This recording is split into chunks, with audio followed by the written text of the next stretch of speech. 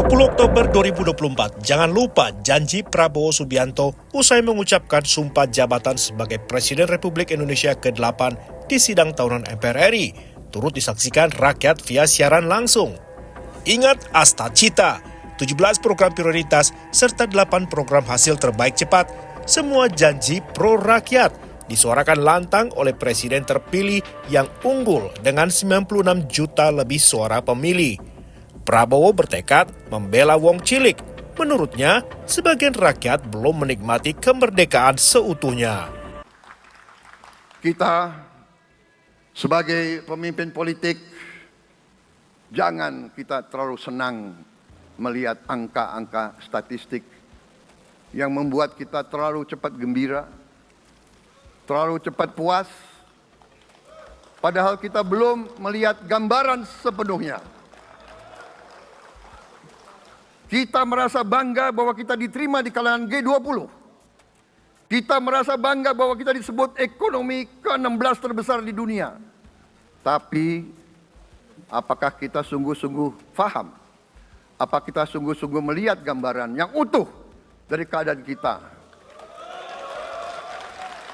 Apakah kita sadar bahwa kemiskinan di Indonesia masih terlalu besar? Apakah kita sadar bahwa rakyat kita dan anak-anak kita banyak yang kurang gizi? Lantas, rencana pemerintah menerapkan kenaikan tarif pajak pertambahan nilai menjadi 12% pada 1 Januari 2025 mendatang jadi kontroversial. Para wajib pajak beramai-ramai menolak hingga viral di sosial media. Aspirasi warganet mempertanyakan niat serta maksud pemerintah. Kekecewaan pun bertambah ketika rancangan undang-undang terkait pengampunan pajak atau tax amnesty telah sah masuk dalam daftar program legislasi nasional 2025. Makna pidato Presiden Prabowo pun jadi samar-samar, sebab realitanya kebijakan pemerintah apakah pro rakyat atau pro pengemplang pajak. Dalam dokumen Brief Report Center of Reform on Economics Indonesia atau KOR Indonesia soal Economic Outlook tahun 2025 menyebutkan perlambatan konsumsi rumah tangga yang terjadi saat ini dengan prediksi tumbuh hanya 4,9% sampai 5% diperkirakan masih akan berlanjut pada tahun 2025. KOR menyoroti pelemahan konsumsi kelas menengah dan calon kelas menengah yang merupakan kontributor utama konsumsi dengan jumlah kelas menengah mencapai 52 juta jiwa dengan kontribusi 40% terhadap total konsumsi menurut data Badan Pusat Statistik. Dan jumlah calon kelas menengah mencapai 148 juta jiwa atau 54% dari total penduduk dengan kontribusi 44% terhadap total konsumsi. Yang mencolok, jumlah penduduk kelas menengah turun mencapai 9 juta jiwa atau turun 8% selama periode 2018 sampai 2023. Persisnya dari 61 juta jiwa kini berjumlah menjadi 52 juta jiwa. Indikator pelemahan konsumsi kelas menengah terlihat dari proporsi tabungan terhadap total pengeluaran. Data Bank Indonesia mencatat terjadi tren penurunan bila dibandingkan tahun 2019 yang mengindikasikan bahwa masyarakat mengalami penurunan pendapatan yang diikuti dengan penurunan konsumsi dan penurunan jumlah tabungan. Artinya, konsumsi masyarakat saat ini ditopang oleh pemakaian tabungan atau istilah populernya makan tabungan. Selain itu, KOR Indonesia juga menemukan indikasi daya beli masyarakat melemah juga disebabkan oleh penurunan pertumbuhan upah real, setidaknya di 5 sektor, yakni pertanian, manufaktur, perdagangan, konstruksi, dan penyediaan jasa makanan dan minuman. Kelima sektor yang tercatat menyerap 75% dari total tenaga kerja telah mengalami penurunan signifikan sejak tahun 2019. Jika merujuk pada isi pidatonya saat pelantikan, apakah Presiden Prabowo menutup mata terhadap angka-angka statistik? Jelas bukan window dressing, tetapi fakta-fakta yang terjadi di tengah masyarakat.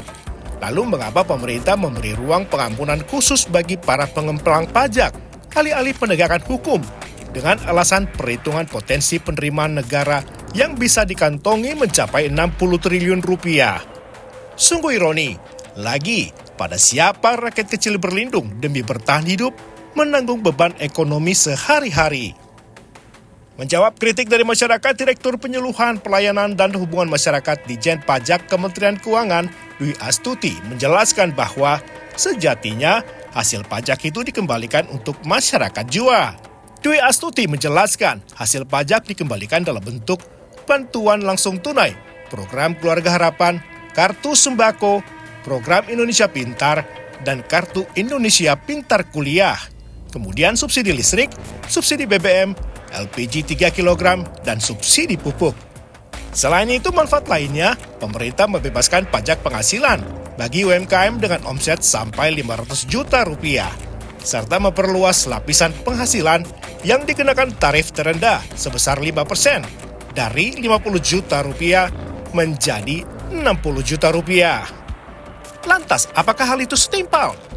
Duduk perkaranya, mayoritas bantuan hanya ditujukan untuk kelompok kelas miskin dan rentan miskin.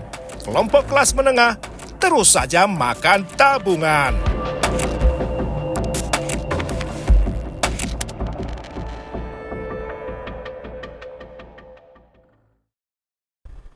Halo sahabat Editorial Point, action speaks louder than words, yang artinya perbuatan nyata berbicara lebih lantang daripada sekedar kata-kata. Ungkapan bijak itu sepertinya mendekati pada aspirasi para wajib pajak yang terbebani oleh kenaikan tarif pajak pertambahan nilai menjadi 12% yang bakal berlaku mulai 1 Januari 2025. Jika tren penurunan pertumbuhan upah real terus terjadi, niscaya jumlah kelompok kelas menengah bakal terus menyusut, turun kelas menuju rentan miskin, atau bahkan kelas miskin. Ibarat bom waktu, apakah pemerintah sudah berhati-hati dalam setiap kebijakannya? Untuk membahasnya, saat ini telah hadir bersama saya di studio Bapak Adi Subhan, redaktur kabar Bursa, yang akan memberikan perspektif lebih dalam. Apa kabar, Pak? Alhamdulillah, baik Bang. Baik, baik, kita langsung aja Pak ya. Sebenarnya apakah pemerintah ini sudah bijak dan bersikap hati-hati ya, khususnya terkait membuat kebijakan dan juga dampak buruk dari kenaikan PPN 12% ini? Kalau kami, jadi gini Bang, kami menganalisa di awal diwacanakannya kenaikan PPN ini, terkesan itu pemerintah putus asa dalam menutup segala kekurangan anggaran negaranya lah ya kan gitu. Nah, belakangan kemari pemerintah sudah mulai berhati-hati, mungkin penolakan itu sudah muncul banyak gitu. Dari semua sektor, dari masyarakat kecil sampai pengusaha itu sudah mulai menyatakan penolakan. Dan kabar terakhir, Ketua Dewan Ekonomi Nasional Luhut Binsar Panjaitan mengatakan kemungkinan besar PPN ini akan ditunda gitu. Penerapannya gitu akan ditunda. Ditunda ya? Ditunda. Dibatalkan. Tidak dibatalkan, ditunda. Nah, saya melihat di sini pemerintah dalam hal ini mulai berhati-hati gitu. Mulai berhati-hati. Yang ini menurut saya ini bukan sebuah kabar gembira ini. Ini hanya menunggu waktu saja, berharap lobby terhadap pihak-pihak yang menolak itu tanpa melibatkan masyarakat yang sebenarnya memang benar-benar dia akan terbebani gitu. Akhirnya akan ujung-ujungnya akan diterapkan juga PPN, kenaikan PPN sampai 12% itu. Nah, ini yang seharusnya kita harus sampaikan ke pemerintah. Kenaikan PPN hingga hingga menjadi 12%, itu bukan satu-satunya solusi yang bisa dilakukan pemerintah. Banyak yang bisa dilakukan pemerintah gitu kan. Banyak sektor yang seharusnya bisa pemerintah lakukan, dan itu pemerintah sampai saat ini terkesan untuk kenaikan PPN ini melanjutkan dari kebijakan pemerintah sebelumnya gitu. Nah, ini yang sangat kita sayangkan dan kita harus menyampaikan ke pemerintah, kenaikan PPN menjadi 12% itu bukan satu-satu cara. Tadi Pak Adi menyebutkan bahwa pemerintah ini seperti putus asa untuk mencari pemasukan dari mana. Ini yang salah di mana, Pak? Apakah memang penerimaan kita kecil atau pengeluaran kita yang terlalu banyak sehingga jadi defisit segala macam? Kalau bisa kita katakan sebenarnya pengeluaran kita itu atau pemasukan kita itu kalau menurut yang kita lihat itu tidak besar pasak daripada tiang gitu loh. Yang persoalannya ini kan ada hal yang dibalik dari kewajaran yang seharusnya tidak dilakukan. Inilah yang seharusnya yang harus dikejar gitu. Contohnya kalau saya misalkan contohnya gemuknya kabinet sekarang itu mau tidak mau akan menambah pengeluaran anggaran negara. Kalau ada beberapa yang bilang ini tidak signifikan, kita bukan persoalan. Saya mengambil contoh sangat-sangat mudah aja, bukan persoalan pengeluaran untuk bayar gaji menteri, wakil menterinya dan struktur-struktur di bawahnya, bukan itu. Setiap terjadi keinginan untuk melakukan pembangunan atau proyek-proyek apapun juga, ini membuka peluang terjadinya negosiasi, deal-dealan. Nah, ini nih yang harus kita hindari. Nah, disitulah yang akhirnya terjadi maaf kalau kalau saya ini agak berpikir terlalu suzon lah ya, gitu. Hal-hal ini yang akhirnya membengkakkan anggaran gitu. Itu yang memang pemerintah harus menyadari itu gitu. Tapi memang gejala-gejala bakal naikin pajak itu kayaknya udah kelihatan dari kampanye, Pak ya. Karena saya ingat tuh waktu debat kedua calon wakil presiden ketika Gibran berdebat dengan calon wakil presiden Mahfud MD, itu menyebutkan soal tidak ingin berburu di kebun binatang, tapi memperluas kebun binatangnya. Nah, untuk selengkapnya kita simak dulu cuplikan ini, Pak ya. Siap. Dan harus ada keberlanjutan dan penyempurnaan. Matur nuwun, Prof. Mahfud. Harap tenang, kita lanjutkan. Kita beri kesempatan kepada Bapak Mahfud MD untuk menanggapi. Waktunya 1 menit, silakan ya, Bapak. Mas Gibran yang terhormat, apa sih perbedaan antara penerimaan pajak dan tax ratio? Anda bicara 23%, 23% dari apa ini? Kalau Anda bicara bahwa beda antara penerimaan pajak dan rasio atau tax ratio pajak. Kan kalau persen kaitannya dengan PDB, apa 23% dari APBN atau apa? Kalau 23% dari APBN itu salah. Karena sekarang aja sudah 82%, dengan tax ratio sekarang hanya 10,5, sumbangan terhadap APBN itu 20%. Saya ingin tanya, 23% itu dari apa? 23% dari PDB atau dari APBN atau apa untuk menaikkan pajak? Hati-hati loh, rakyat itu sensitif kalau pajak dinaikkan. Karena kita sudah berkali-kali nawarkan tax amnesty, juga tidak jelas hasilnya. Kemudian tax pajak itu, insentif pajak sudah ditawarkan oleh pemerintah, benar tidak Pak yang mau? Karena diperas-peras juga jadi alat nego di kantor pajak. Nah, oleh sebab itu ini harus jelas, 23% dari apa, selesai. Silakan. Harap tenang.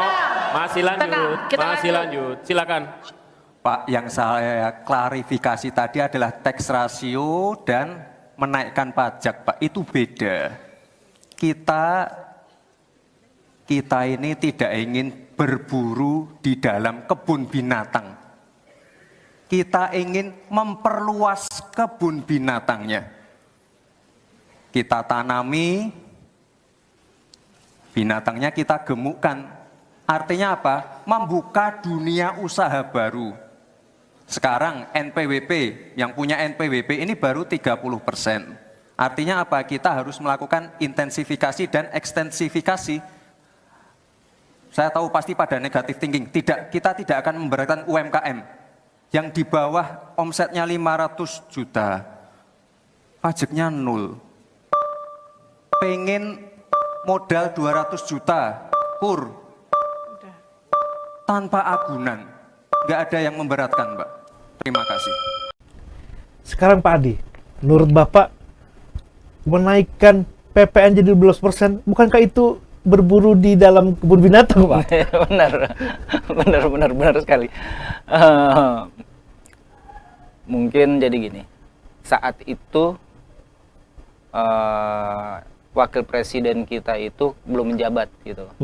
Jadi dia belum menguasai atau belum memahami ini situasi yang terjadi yang gitu, sebenarnya. yang sebenarnya gitu.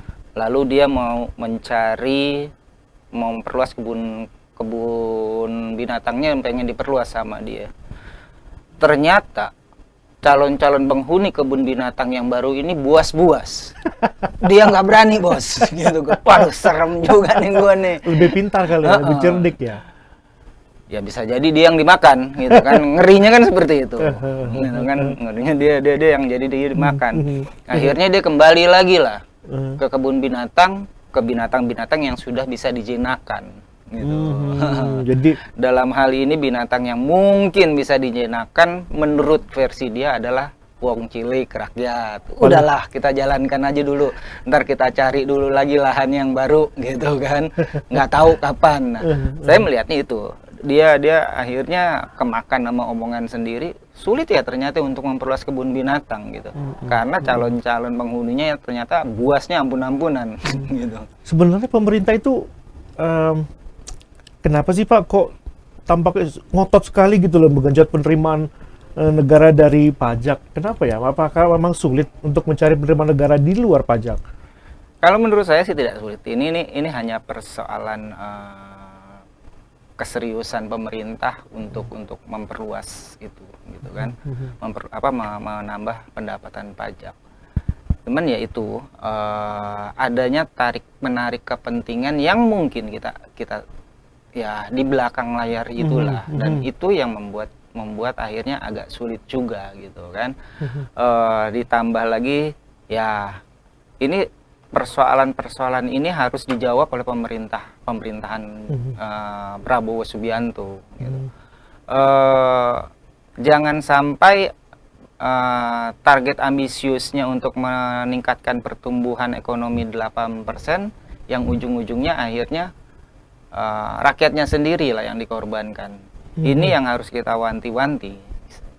Apalagi kita yang disorot itu kan adalah kelompok kelas menengah ya Pak ya, Ya, yang sama sekali tidak mendapatkan insentif sama sekali.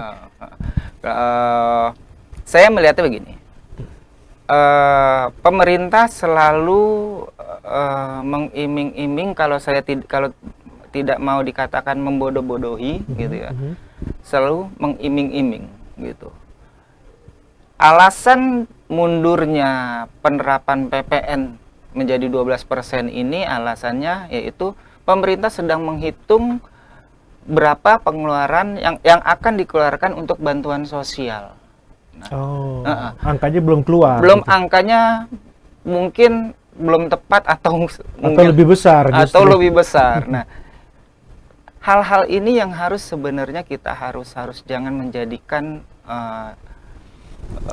dibudidayakan lah gitu kan.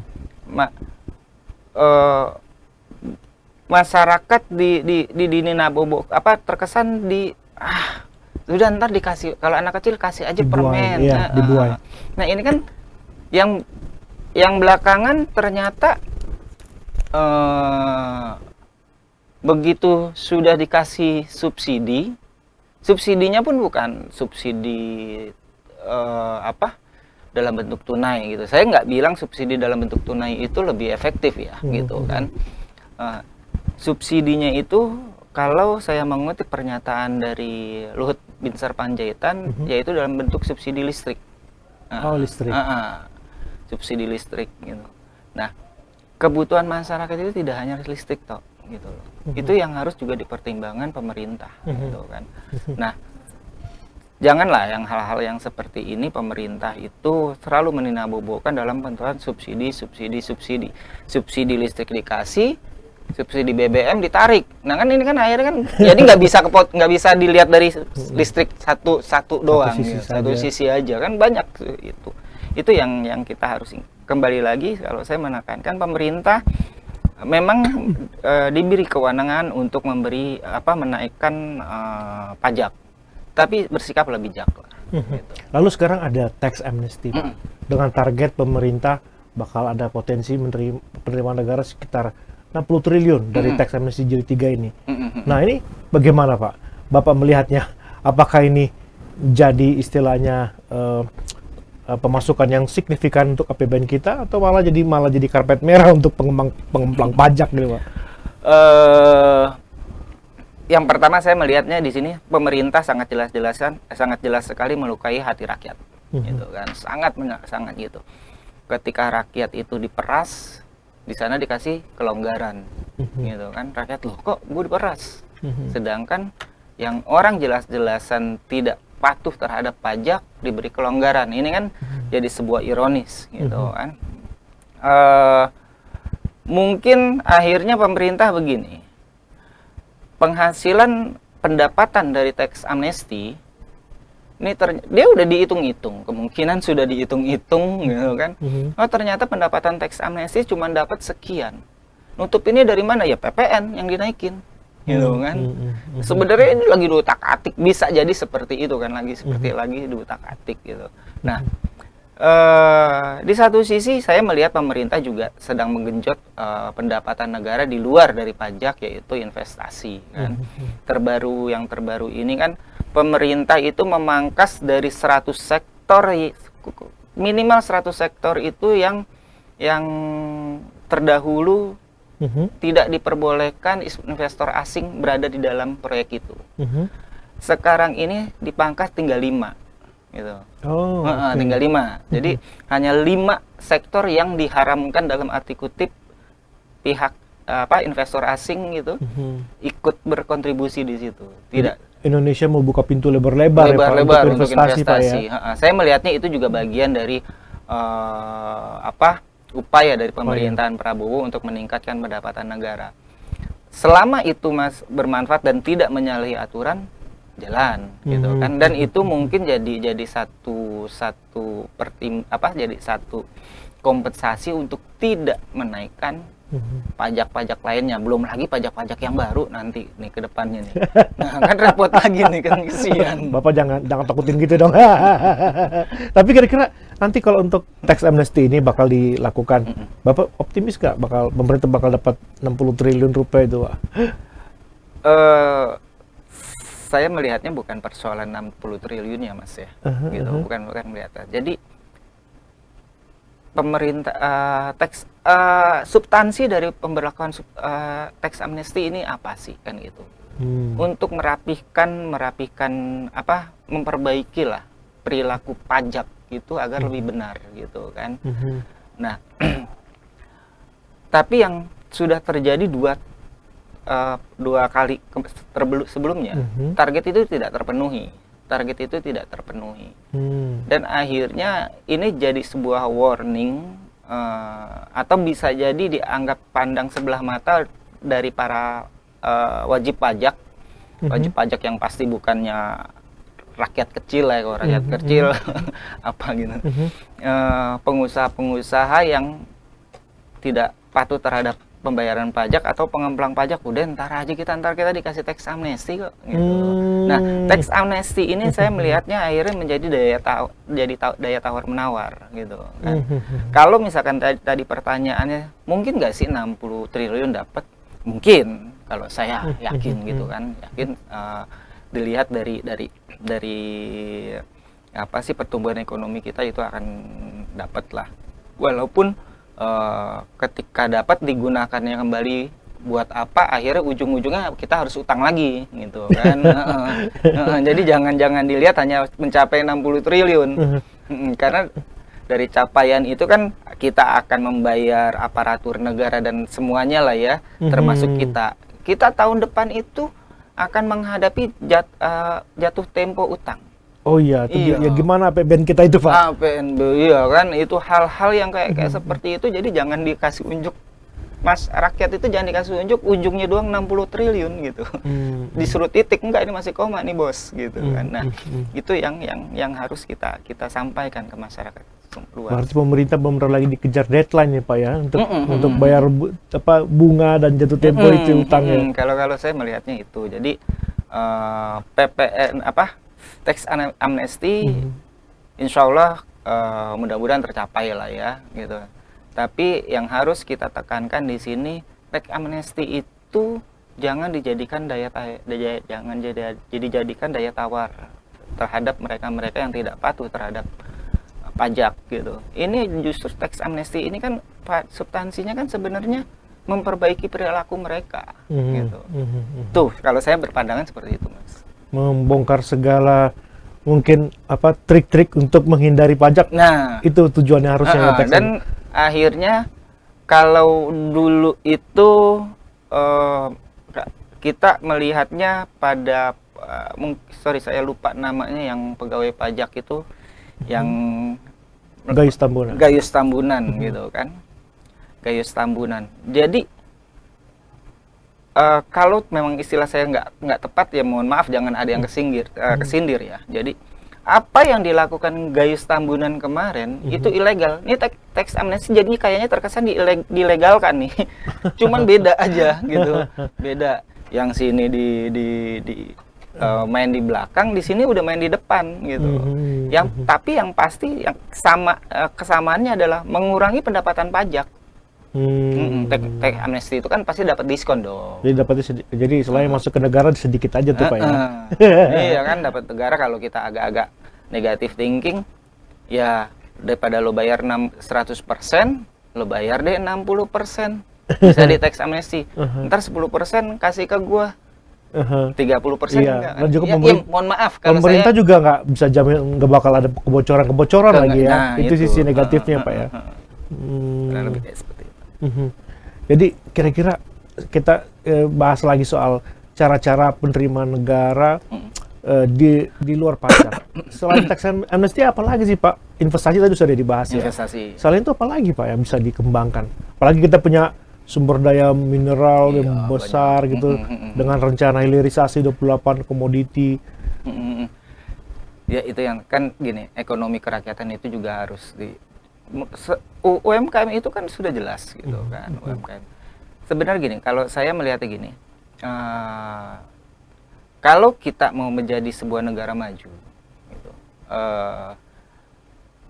pemerintah mulailah sekarang memberi penjelasan, memberi pemahaman terhadap masyarakat rakyat Indonesia itu, pemberian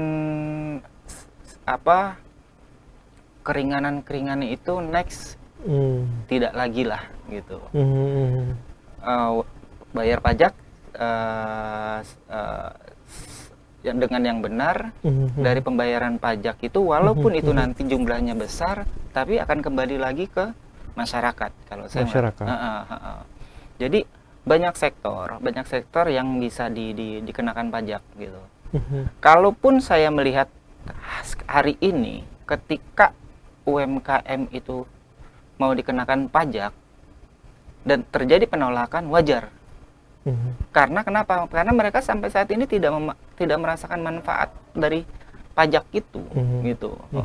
Tidak merasakan manfaat dari pajak itu. Kalau mereka sudah merasakan manfaatnya, mereka tidak akan tidak akan menolak dikenakan pajak ini. Oh iya, ini pajak itu akan gue merasakan juga kok gitu. Nah, cuman ya itu yang tadi saya bilang. Pemerintah selalu ketika menaikkan pajak harus menciptakan gimmick dulu, membuai dulu, mengiming-iming dulu. Nah, akhirnya ini jadi budidaya gitu. Budidaya akhirnya diiniin, ya nggak. Tapi bisa nggak sih Pak, nanti kalau misalkan istilahnya bakal berpotensi nggak sih banyak wajib pajak yang bakal mangkir juga dari kewajibannya dengan istilahnya dari penolakan ini Pak? Maksudnya bagaimana? Ya misalkan karena menolak, mereka memilih untuk tidak membayar pajak. Ya iya. Iya, karena menolak. Ya akhirnya mereka dengan ya udah. Indonesia bersyukur sampai hari ini tidak ada apa sih satu gerakan yang mengomandoi yuk tidak bayar pajak seperti Eric Cantona di Prancis ya kan. Eric Cantona bilang nggak usah bayar pajak kita. Nah Indonesia belum nih. Mungkin langsung dibui Pak ya. Wah, makanya kan. Nah, kan gitu. Nah, di saat masyarakat Indonesia tidak ada pergerakan seperti itu, pemerintah sudah harus secepatnya mengantisipasi dengan langkah-langkah yang bijak, tidak merugikan rakyat gitu. Apalagi khusus untuk kelas menengah Pak ya. Iya. Kalau tabungan udah makin menipis, kalau sudah habis, Makanya. bagaimana bisa Gitu bertahan kan. hidup Pak ya? Iya. Kan jumlah menengah kan udah jelas bertambah, bukan bertambah, jumlah menengah yang menuju miskin itu kan sudah sedang bertambah gitu. Dan itu yang harus diperhatikan oleh pemerintah. Dan subsidi-subsidi yang diberikan pemerintah itu sangat mungkin tidak pernah menyentuh sampai kalangan menengah. Justru kalangan menengah ini yang termarginalkan di antara dia kelas bawah yang mendapat subsidi dan kelas atas yang dapat tax amnesty. Ini kelas tengah dibiarkan. Nah, itu.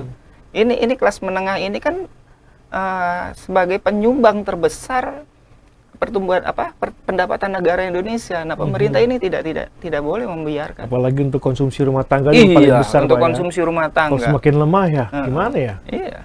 Untuk menggerakkan daya beli masyarakat. Baik, terima kasih banyak Pak Adi Sufan untuk waktu serta pandangannya. Sama-sama Bang. Dan sahabat, tibalah kita pada akhir episode yang bertajuk Ironi Tax Amnesty dan kenaikan PPN apakah pro rakyat. Semoga topik kali ini bisa memberi manfaat juga inspirasi. Terima kasih untuk kebersamaan Anda. Sampaikan saran, kritik, serta komentar Anda.